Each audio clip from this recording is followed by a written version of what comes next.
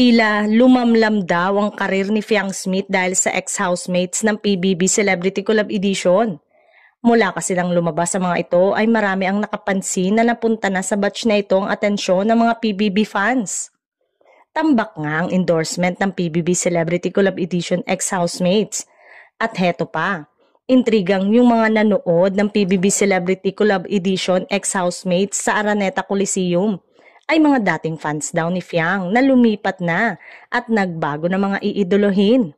Nang tawagin nga daw kasi silang dalawa ni JM ay umalingaw-ngaw ang katahimikan at wala man lang daw tumili sa dalawa.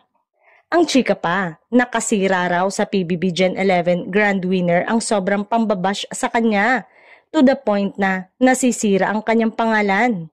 Sa bagay, dumarating naman sa yugto ng karera ng artista o celebrity ang nararanasan ngayon ni Fiang.